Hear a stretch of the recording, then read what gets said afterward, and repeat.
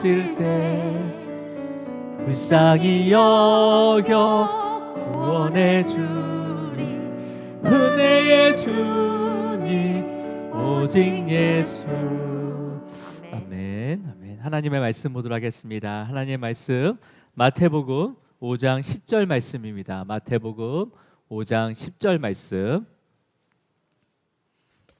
우리 제 음성을 조금만 올려주세요. 조금만. 잘 들리십니까? 잘 들리시면. 자, 우리 5장 10절 말씀 우리 함께 제 모니터를 지켜주시면 될 것 같아요. 오히려 제 모니터를. 자, 5장 10절 말씀입니다. 함께 있습니다. 시작. 의를 위하여 박해를 받는 자는 복이 있나니 천국이 그들의 것임이라. 아멘. 주님 감사합니다. 우리에게 늘 좋은 것으로, 선한 것으로, 온전한 것으로 허락하시고 우리의 길을 인도하실 때도 늘 또 선한 길로 인도해 주심을 감사합니다. 주님, 오늘도 주님께서 우리를 인도하시고 또 우리를 지키시고 보호하심을 믿음의 눈으로 보게 하여 주시옵소서. 한 주간 주님의 은혜를 또 기억하게 하시고 주님의 은혜 가운데 또 우리를 또 사랑으로 품어주시고 또 위로해 주심을 또 알게 하시고 믿게 하여 주시옵소서. 오늘 또 주님의 말씀을 함께 묵상합니다. 주님, 이 말씀 가운데 성령께서 역사하여 주셔서 우리가 어떠한 믿음으로 주님을 따르고 또 주님의 나라를 바라볼 것인지를 또 알게 하시고 깨닫게 하시고 그 믿음을 자라게 하여 주시옵소서. 오늘도 주님께서 함께 하여 주시고 또 함께 예배드리는 성도님들 그곳이 어디든지 주님께서 역사하여 주시고 또 복을 내려 주시옵소서. 주님 감사하고 예수 그리스도 이름으로 기도드립니다. 아멘. 우리 인사 나누도록 하겠습니다. 주님으로 사랑하고 축복합니다. 네, 주님으로 사랑하고 축복합니다. 네, 주님으로 사랑하고 축복합니다. 네. 오늘은 이제 팔복의 마지막 복인 의를 위하여 박해를 받는 자가 복이 있다고 말씀하신 것을 우리가 함께 묵상하도록 하겠습니다. 수많은 복들이 있잖아요. 우리가 세상을 살아가면서 물론 주님께서 말씀하신 8가지의 복 이외에도 수많은 복들이 있습니다. 근데 박해받는 것이 복이다. 참 좀 어려운 거죠, 그죠? 박해받는 게 복입니까, 여러분? 일반 사람들은 이해할 수가 없죠. 박해받는 게 어떻게 복이 될 수 있습니까? 핍박을 받는 게 어떻게 복이 될 수가 있어요. 그래서 그 받아들일 수 없는 진리인 것 같아요. 진리인 것 같지만 세상에서는요 박해받는 것이 복이라고 생각하는 사람도 있습니다. 그런 사람도 있어요. 여러분, 복이라는 사전적 의미는요 세상을 살면서 누리고 얻게 되는 행복을 얘기하는 거예요.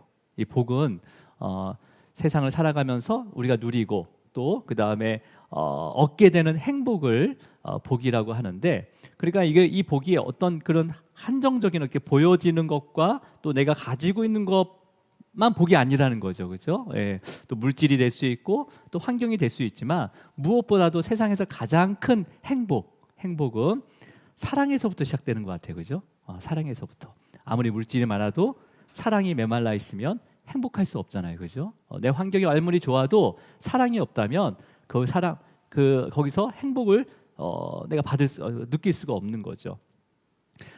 우리가 누구나 알고 있는 비극적인 사랑을 그린 셰익스피어의 그 로미오와 줄리엣 아시잖아요, 그죠? 뭐 영화로도 많이 하고 책으로도 읽으신 분도 있겠지만은 로미오와 줄리엣에서 서로 너무 사랑하잖아요, 그죠? 또 원수된 가정이지만 서로가 너무 사랑해요. 그러면서 그 로미오와 줄리엣이 박해를 받으면서도 행복해합니다, 그죠? 우리 일반적으로 세상에서도 그렇게 박해를 받으면서 서로 사랑하는 것에 대해서 행복하다는 거죠. 행복하는 거죠.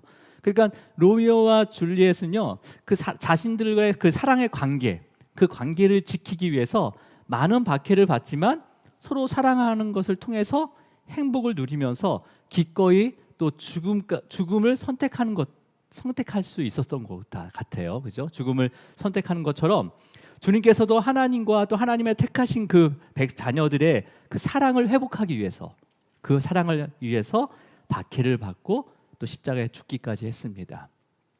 그렇다면 이러한 복을 또 예수님께서 마지막 8번째 복된 자로서 하나님과의 관계, 그러니까 의를 위하여 박해를 받는 자는 복이 있도다라고, 복이 있는 자다라고 말씀을 하시고 있는 거죠.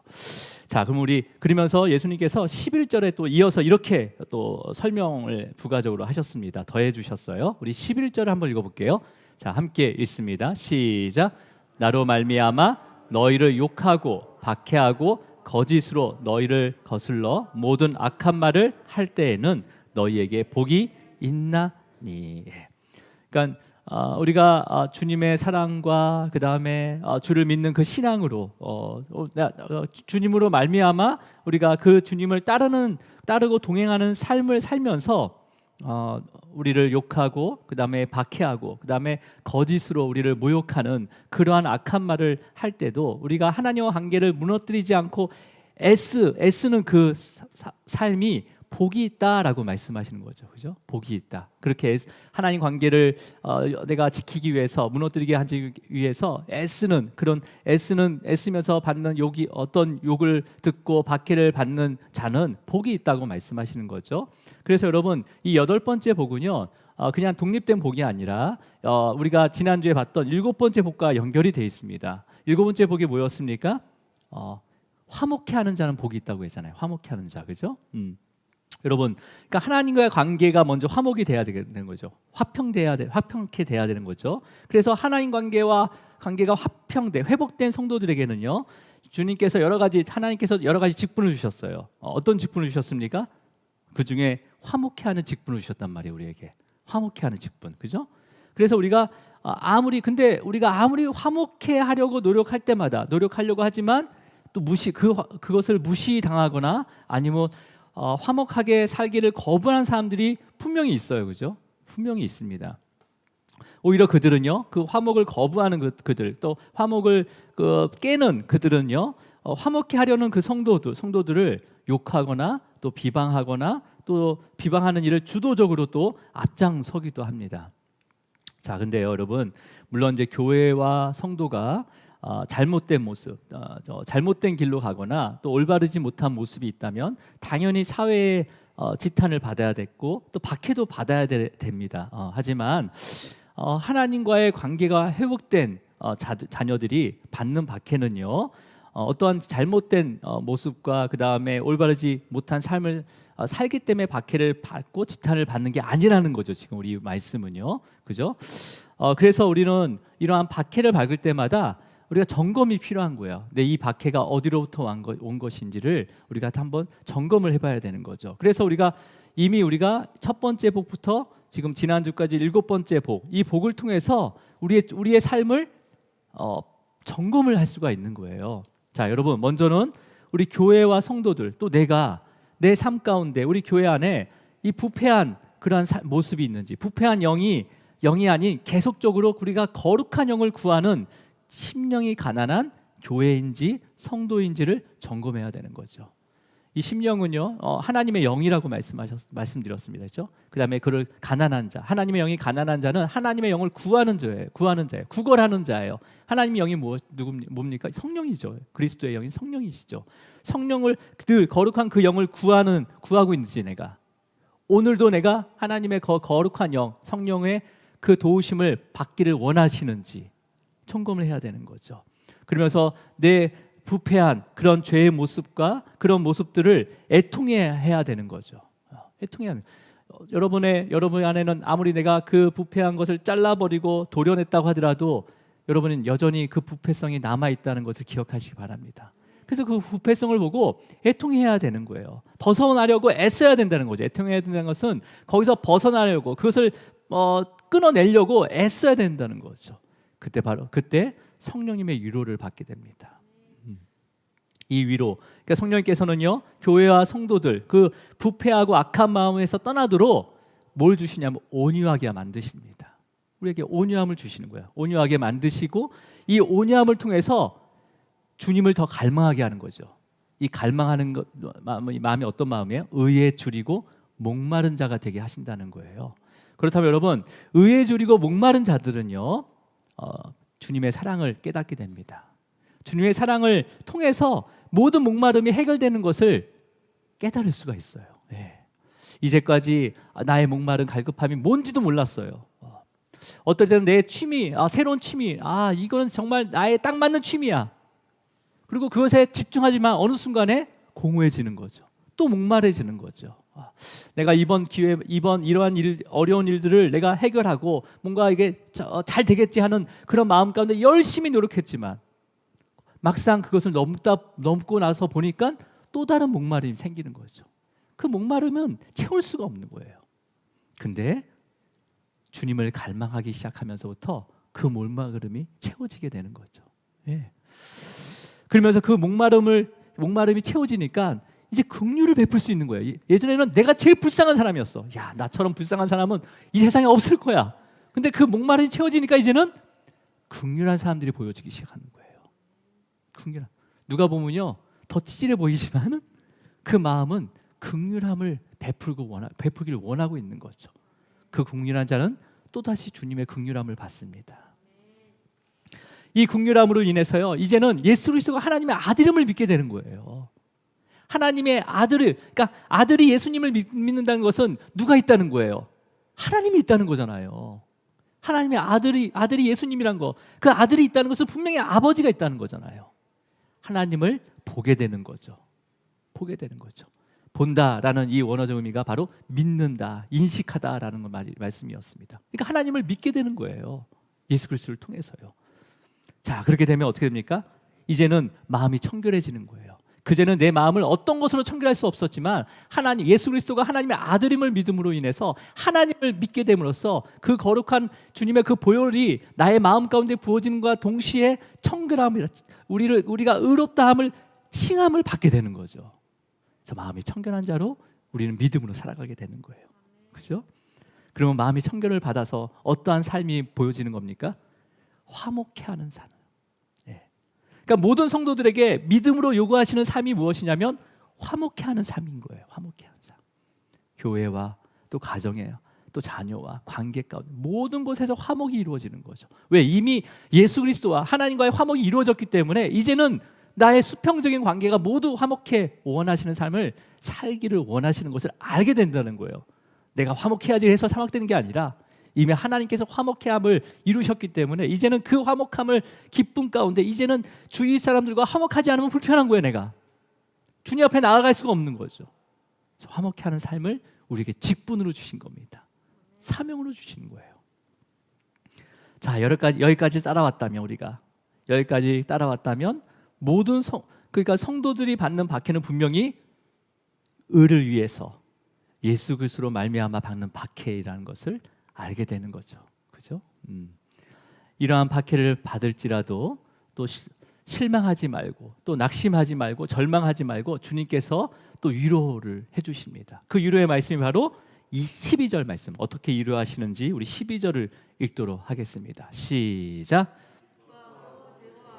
하늘에서 너희의 상이 큼이라 너희 전에 있던 선지자들도 이같이 박해하였느니라. 기뻐하고 즐거워하래요. 예. 박해 가운데 기뻐하고 즐거워하라고 합니다. 여러분, 이게 지금 강조된 거예요. 먼저 기뻐하고 즐거워하라. 사실은 어떤 것 때문에 기뻐하고 즐거워하라고 하냐면 무작정 기뻐하고 박해에 대해서 기뻐하고 즐거워하라는 게 아니라 너희의 상이 크기 때문에 기뻐하고 즐거워하라는 겁니다. 너의 상이 크기 때문에. 박해로 인해서 받는 상이 너무 크다는 거예요. 네. 그래서 기뻐하고 즐거워하라는 겁니다. 원어적으로는 크게 기뻐하고 즐거워하래요. 크게 기뻐하고. 여러분, 근데 이 상이요, 이 땅에서 받는 게 아니라는 거예요. 어디에서 받는다고 되어 있습니까? 하늘에서 받는 상이라는 거예요. 하늘에서. 이 땅에서는 상이 없을 수도 있다는 거예요. 하늘에서 받는 상이 크기 때문에 기뻐하고 즐거워하라고 합니다. 여러분 기뻐하고 즐거워하시기 바랍니다. 근데 여러분, 그러니까 예수님으로 인해서 예수님으로 말미암아 의를 위해서 박해를 받아서 내가 박해를 받고 핍박을 받고 내 모든 것을 잃어버릴지라도 생명까지 잃어버릴지라도 하늘에서 상이 크기 때문에 기뻐하라는 거죠. 그러니까 성도들은 박해를 받더라도 불신자처럼 보복해서는 안 되는 거예요. 마음에 어떠한 보복적인 그런 마음이 있으면 절대 안 된다는 거죠. 나중에 내가 잘 돼서 보자. 내가 2배로 갚아줘야지. 뭐 그런 사사로운 보복적인 것을 다 내려놓으라는 거죠. 왜? 하늘에서 받는 상이 크기 때문에. 박해를 받더라도 실망하거나 낙심할 필요가 없다는 거죠, 여러분. 근데 이게 현실적으로 됩니까? 지금 계속 박해를 받게 하는데 보이지 않는 그 하나님의 상이 얼마나 크길래 그것을 인해서 오히려 기뻐해야 된다는 거죠. 기뻐해야 되냐는 거죠. 그렇죠? 여러분, 성도들이 하늘에서 받는 상은요, 보상의 개념이 아니에요. 내가 박해를 이만큼 받았으니까 하늘의 상이 이만큼 크겠지. 그 개념이 아니라는 거예요. 보상이라는 것은요, 나의 들어간 수고와 노력의 대가를 그대로 받는 거예요. 그대로 받는 거예요. 그게 보상이에요, 보상. 예. 근데 하나님께서는 보상으로 상을 주시는 게 아닙니다. 예수님께서는 상이 크다고 하셨어요. 굉장히 크다고 하셨습니다. 성도들이 이 땅에서요, 의를 위해서, 주님을 위해서 박해를 받고 잃어버린 것에 비해서 하늘에서 받는 상이요, 더 많게 받게 된다, 더 크게 받게 된다는 거예요. 크다는 것은요, 단순히 뭐 내가 물컵 하나 받았으면 두 개의 물컵을 받는다, 뭐 그 정도 개념이 아니라는 거예요. 굉장히 크다는 거예요. 굉장히 크다. 얼마나 큰지를 우리가 오늘 본문 10절 말씀을 읽도록 하겠습니다. 얼마나 큰지. 자, 함께 읽습니다. 시작. 천국이 그들의 것임이니라. 상이 어떤 상이랍니까? 천국이 그들의 것이 돼요. 천국이. 예. 여러분 별로 좋아하지 않나 봐요. 천국의 상. 뭐여서 하나님의 나라를 받게 된다는 거예요. 하나님의 나라. 예. 여러분, 이 정도면 박해에 대한 상이 너무 큰 거 아니에요? 나라를 받는 거예요. 나라를. 비록 내 생명 하나 주님께 드림으로 인해서 나라를 받는데, 나라를. 요즘 몇십억만 준다면 기꺼이 감옥에 몇 년이고 있을 수 있다라는 사람들이 있어요. 그렇잖아요.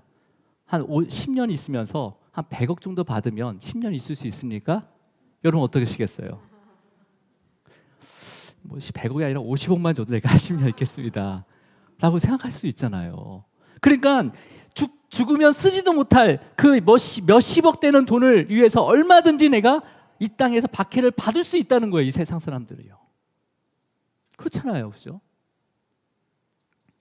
여러분, 지구상에서 가장 강력하고 부자인 나라가 어떤 나라예요? 미국이잖아요. 미국. 그렇죠? 아직까지는 미국입니다. 미국이에요. 그렇죠?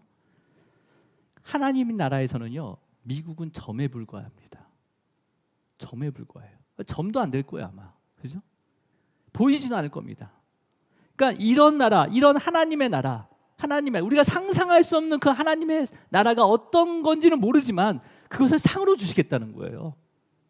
박해를 받는 사람들에게, 예수 그리스도를 위해서 하나님과의 관계를 회복하기 위해서 애쓰는 자에게 그 큰 상을 우리에게 주시겠다는 거죠. 여러분, 그러니까 이 정도 크기의 상이면 보상 개념이 아니잖아요. 그냥 값없이 받는 은혜입니다. 이거는 보상 개념이 아니에요. 상 개념이 아니에요. 내가 박해받음으로 인해서 하나님의 그 나라를 받는다는 것은요, 그냥 은혜라는 거죠. 보상이 절대 아니는 거예요. 우리의 의지와 우리의 능력과 우리의 행위로 받은 상은요, 그건 보상이 아니에요. 보상이 너무 큰 거죠. 너무 큰 거죠. 바로 그게 하나님의 은혜라는 거예요. 값없이 받는 은혜라는 겁니다. 예. 여러분, 근데요, 오늘 본문에서요, 천국이 그들의 것임이라 하신 말씀이 있잖아요. 그죠? 이건 미래에 주어지는 것이 아니에요. 박해를, 그러니까 현재형으로 사용됐습니다. 뭐라고 되어 있냐면 천국이 그들의 것이다라는 그 동사를요, 현재형을 사용했어요. 그러니까 미래형이 아니라는 거죠. 미래에 주어지는 게 아니라는 거죠. 그냥 박해를 받으면 내가 준다, 그런 어떤 조건적인 미래의 조건에 대한 이야기가 아니라는 거예요. 현재의 믿음으로 바로 하나님의 나라를 상으로 받게 되었다라는 겁니다. 현재의 저와 여러분의 믿음으로 하나님의 나라를 상으로 받았다는 거예요. 받았다는 거예요. 이미 현재 받았다는 거죠. 현재 믿음으로. 여러분, 이 팔복의 말씀은요, 우리 믿음의 현재성을 강조하는 예수님의 귀한 가르침입니다. 믿음의 현재. 예. 여러분, 그 당시 바리새인과 사두개인과 종교 지도자들이 어떤 가르침이 있었어요? 선민 사상이었어요. 선민 사상. 너희가 누구로부터 나왔냐? 어떤 율법을 지키고 어떻게 네가 태어났냐 하면서 선민 사상을 계속해서 가르쳤단 말이에요. 그거가 더불어서 너의 과거의 삶과 혈통과 신분과 그 다음에 지위를 강조하면서 조건을 요구하는 말씀이었단 말이에요. 그들의 가르침은 조건. 이렇게 하면 이렇게 받아요. 왜 할례를 안 받아? 할례를 받아야지. 지금 주님의 말씀을 듣고요, 이 팔복의 말씀을 듣고 현재 나의 부패성과 죄와 부패성으로 인해서 나의 영혼이 파산된 것을 인정하고요, 부패하지 않는 그 성령을 믿음으로 구하는 자에게 바로 하나님의 나라가 주어진다는 진리를 가르치고 계시는 겁니다. 지금 현재 하나님 나라가 임하시는 거예요. 여러분, 그래서 8번째 복된 자가 누리게 되는 것, 천국이 그들의 것입니다 라는 이 복이 있잖아요. 이 복이요, 첫 번째 복된 자가 누리는 복과 똑같습니다. 자, 우리 5장 3절 읽어볼게요. 마태복음 5장 3절. 자, 함께 있습니다. 시작. 천국이 그들의 것이며. 그러니까 8번째 복과 첫 번째 복이 똑같은 복인 거예요. 그러니까 이 복은요, 늘 우리의 믿음은 늘 현재성을 가지고 있어야 된다는 거죠. 과거에 나의 믿음이 어땠는지 묻지 않으신다는 거예요. 주님 앞에 섰을 때 그 믿음, 현재의 나의 믿음, 그 믿음.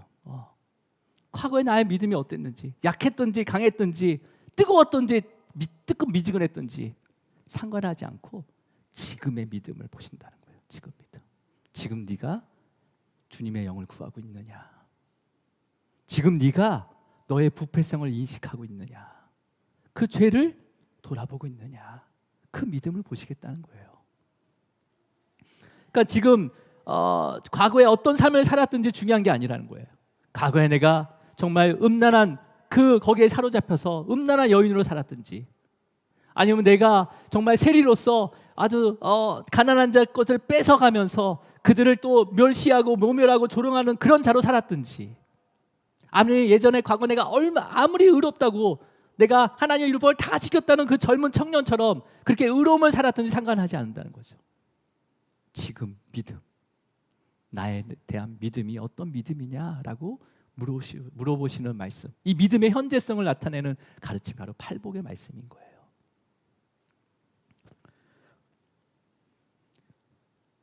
우리 현재의 믿음이 어떻게 증명되는 겁니까?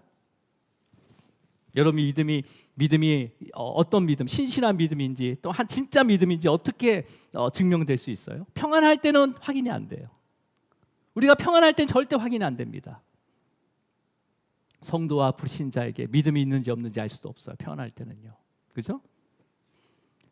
우리가 고난과 또 어려움과 또 조롱과 박해를 받을 때 비로소 우리 거룩한 성도들의 믿음이 어떤 믿음인지를 알 수가 있다는 거죠. 그렇다고 해서 내 믿음, 이 고난을 통해서 믿음이 내가 너무 없구나. 아니에요. 그 믿음이 없음을 내가 인정하고 다시 가난한 심령으로 주님 앞에 나아가야 된다는 거죠. 그 심령을 구하면서 우리의 믿음이 다시 주님께 향할 수 있도록 우리가 그 심령이 가난한 자가 되어야 된다는 거예요. 그때 바로 또 천국이 그들의 것임이 되는 거예요. 천국이. 예. 그래서 우리가 의를 위해서 예수님으로 인해서 욕을 듣고 또 박해를 받고 거짓된 모함을 받을 때마다 크게 기뻐하는 그 믿음에 이르기를 축복합니다. 예. 여러분, 제가 정말 글씨를 잘 쓰고 붓글씨를 잘 쓴다면 여러분에게 그 팔복의 말씀을 예쁘게 적어서 이렇게 드리고 싶어요. 드리고 싶어요. 예. 여러분, 하루를 시작할 때마다 이 팔복의 말씀을 하나하나 묵상하시기 바랍니다. 그래서 과거의 그 믿음의 조상, 믿음의 그 선배들이요, 이 팔복의 말씀은요, 정말 그 당시에는 다 이렇게 붓글씨를 잘 쓰셨잖아요. 그래서 이 말씀을 항상 적어가지고 액자에 넣어가지고 가장 잘 보이는 곳에 걸어놓고 항상 읽었다는 거예요. 여러분도 컴퓨터로 예쁘게 뽑아서 여러분의 책상 위에, 여러분의 거실 위에, 또 그 다음에 화장실 앞에 이 팔복의 말씀을 적어서 매일 읽으시기 바랍니다. 내 믿음을 점검하는 거예요. 현재의 믿음을 내가 점검하는 거예요. 내가 심령이 가난한 자인가? 내가 애통하는 자인가? 하면서 현재 믿음을 계속해서 점검하는 거죠. 예. 여러분, 저와 여러분의 그 현재 그 믿음이 흔들리지 않고 하나님의 나라를 매일매일 소유하는 자로 승리하기를 주님으로 축원합니다. 기도하시겠습니다. 주님 감사합니다. 2달 동안 팔복의 말씀을 우리가 하나하나 묵상했습니다. 그 팔복의 말씀을 통해서 예수님께서 우리에게 가르치는 것이 무엇이었는지, 오늘 마지막 8번째 복을 통해서 우리의 지금 현재의 믿음을 또 우리가 점검하고 그 믿음을 구하는 심령이 가난한 자로, 또 애통하는 자로, 또 주님 앞에 온전한 그 온유한 자로, 또 그 온유함을 통해서 주님을 갈망하며 의에 줄이고 목마른 자로서 그 긍휼함을 여기는, 또 긍휼함을 받는 귀한 자녀로서, 또 주님의 그 의로움 가운데 마음의 청결함을 받아 하나님을 믿고 끝까지 따르는 화평케 하는 또 우리 성도들이 될 수 있도록 매일매일 아버지 그 가르침을 기억하기 위해서 이 팔복의 말씀을 그 산 위에서 2000년 전에 주셨지만, 이 말씀은 매일매일 우리의 삶 가운데 또 역사하게 하시고 우리의 믿음을 점검하게 하심을 감사합니다. 이제는 주님의 그 관계와 하나님의 관계를 위해서 또한 아버지 박해를 받을지라도, 어떠한 그 욕을 받을지라도, 거짓된 모함을 받을지라도 이 박해 가운데 정말 기뻐하고 즐거워할 수 있도록 인도하여 주시옵소서. 주님, 그렇게 즐거워할 수 있는 게 무엇입니까? 주님께서 큰 상, 아버지 보상이 아닌 값없이 거저주신 그 은혜의 그 큰 상, 하나님의 나라를 우리에게 주셨다고 말씀하셨습니다. 주님, 오늘도 그 상을 바라보면서 또 주님께서 우리에게 행하신 그 놀라운 그 십자가의 사랑을 바라보면서 우리가 또 그 사순절과 고난주간 또 매일매일 그 팔복의 말씀의 가르침을 또 기억하며 전할 수 있도록 인도하여 주시옵소서. 오늘 성도님 또한 기도할 때 아버지 먼저 우리의 믿음을 점검하게 하시고, 또 주님의 영이 우리 안에 가득 채워질 수 있도록, 성령 충만할 수 있도록 주님께서 함께하여 주시고 인도하여 주시옵소서. 주님 감사하고 예수 그리스도 이름으로 기도드립니다. 아멘. 우리 찬양하도록 하겠습니다. 한난